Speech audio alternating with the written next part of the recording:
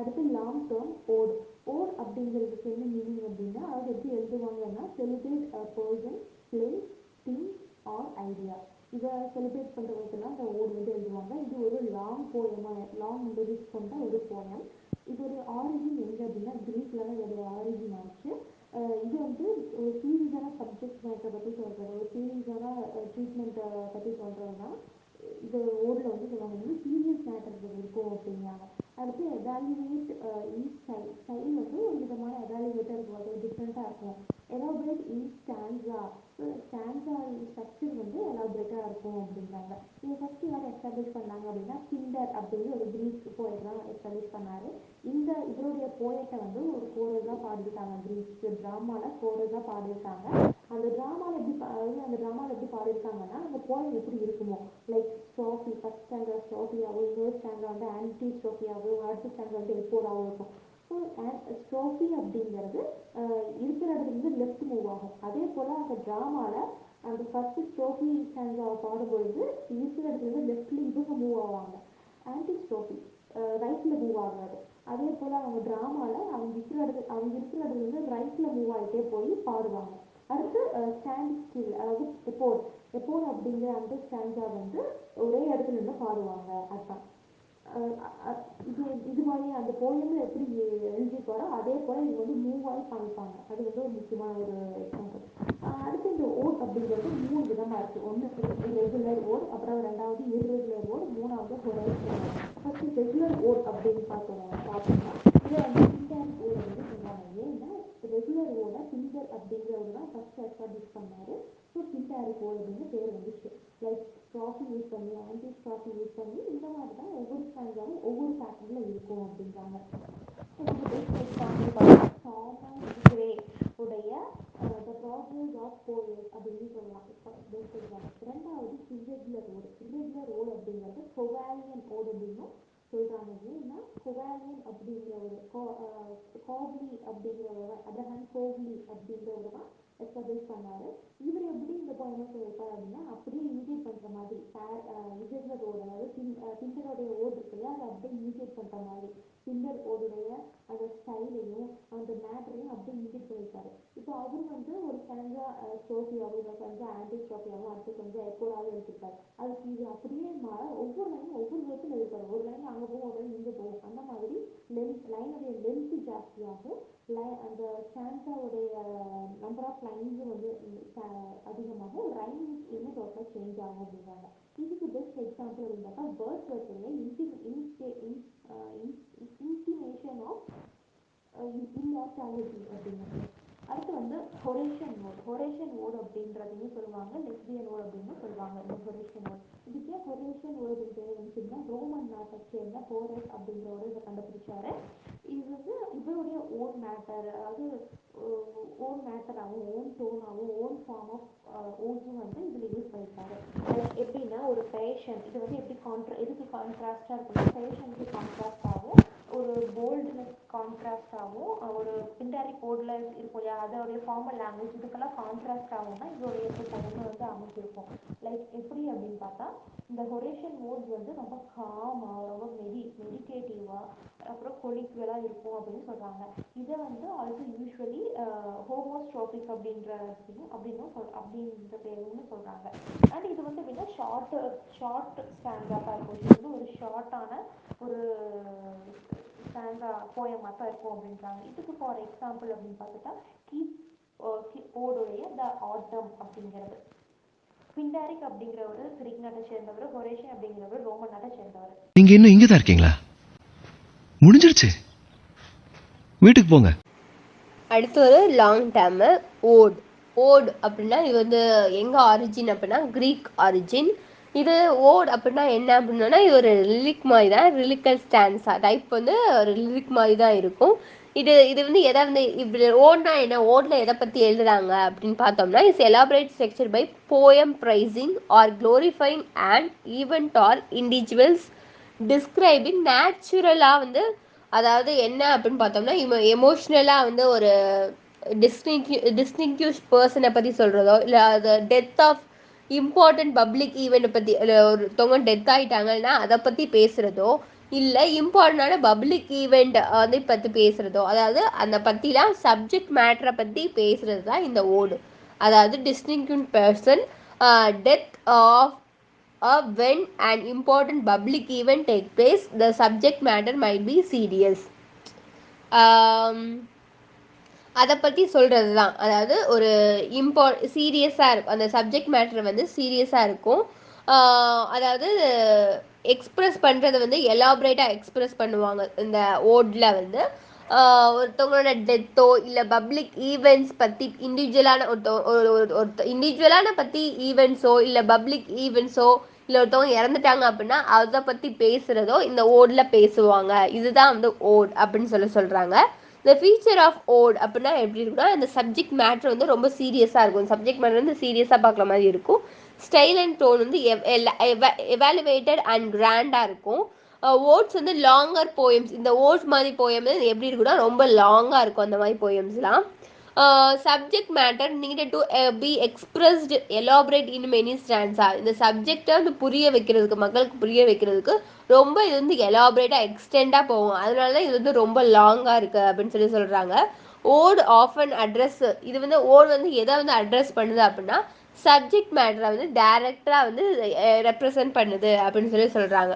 For example வந்து ஷெல்லியோட ode to the west wind அப்படின்னா இந்த விண்டை பற்றி தான் அவர் வந்து சொல்ல வராது அப்படிங்கிறத டேரக்டாக ரெப்ரசன்ட் பண்ணுது அப்படின்னு சொல்கிறாங்க. அதுக்கப்புறம் பார்த்தோம்னா this is known as apostrophe addressing. இதில் அந்த அதுக்கப்புறம் ஓ டு த வெஸ்ட் விண்டில் எதை பற்றி வந்து இது பண்ணுறாங்க அப்படின்னா அட்ரஸிங் ஏ நான் ஹியூமன் ஆப்ஜெக்டை பற்றி வந்து இவங்க அட்ரஸ் பண்ண வராங்க அப்படிங்கிறாங்க. அதுக்கப்புறம் சம்டைம்ஸ் ஓட் வந்து எதை செலிப்ரேட் பண்ணுன்னா இம்பார்ட்டண்டான நேஷ்னல் ஈவெண்ட்ஸை வந்து செலிப்ரேட் பண்ணும் அப்படிங்கிறாங்க. அதுக்கு ஒரு எக்ஸாம்பிள் கொடுத்தோம்னா ஆண்ட்ரூ மார்வல்ஸோட அந்த upon Oliver Cromwell's return from Ireland அதை வந்து சொல்லலாம். அதுக்கடுத்து இதோட ஃபார்ம்ஸ் என்னென்ன ஃபார்ம்ஸ் இருக்குது ஓட்ஸில் என்னென்ன வந்து ஃபார்ம்ஸ் இருக்குது அப்படின்னு பார்த்தா 3 ஃபார்ம் இருக்குது. ஒரு ஃபார்ம் வந்து பிண்டாரிக் டோரியன் ஆர் பிண்டாரிக் ஓடு, இன்னொன்று ஹொரேஷியன் ஆர் லெஸ்பியன் ஓடு, இன்னொன்று வந்து இர்ரெகுலர் ஓடு அப்படின்னு சொல்லுவாங்க.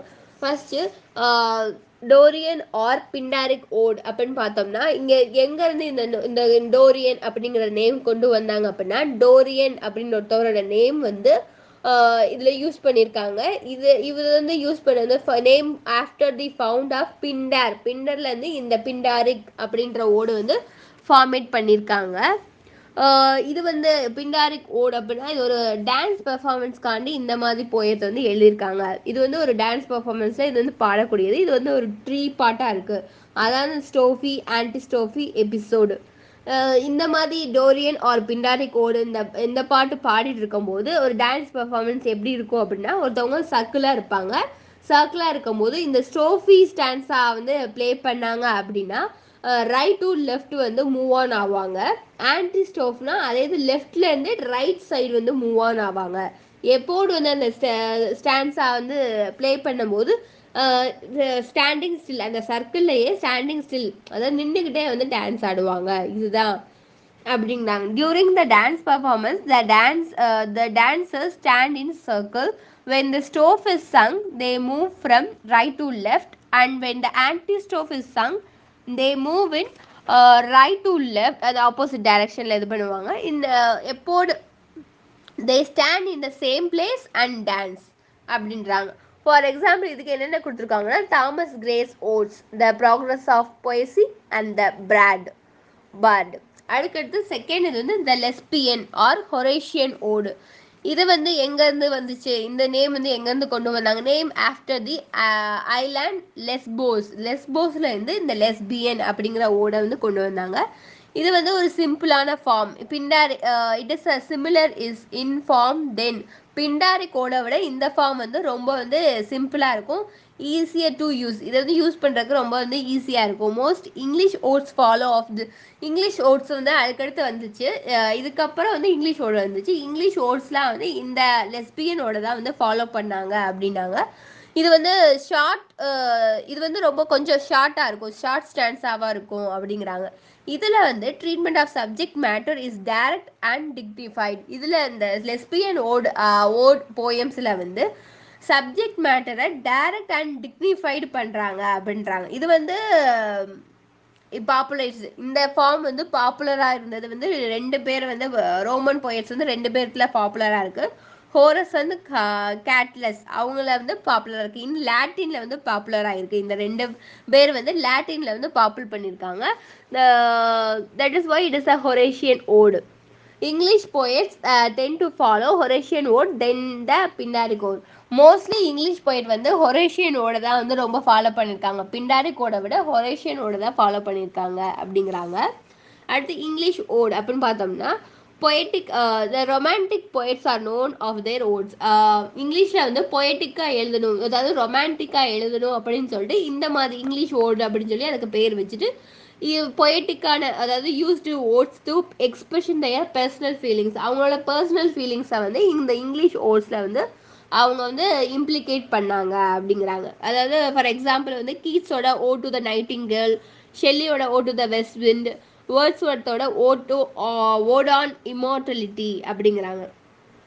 அதுக்கப்புறம் இர்ரெகுலர் ஓட்ஸ் அப்படின்னு சொல்லி இப்போ நம்ம பார்த்தோம்னா தாமஸ் கிரேயோட த ப்ரோக்ரஸ் ஆஃப் பொயசி அது வந்து இர்ரெகுலர் ஓடு அப்படின்றாங்க. இர்ரெகுலர் ஓடு அப்படின்னா imitated the Pindaric style and matter disagreed the recurrent stanza pattern each strophe. அதாவது அந்த பிண்டாரிக் ஓடு மாதிரி தான் இந்த இர்ரெகுலர் ஓடும்.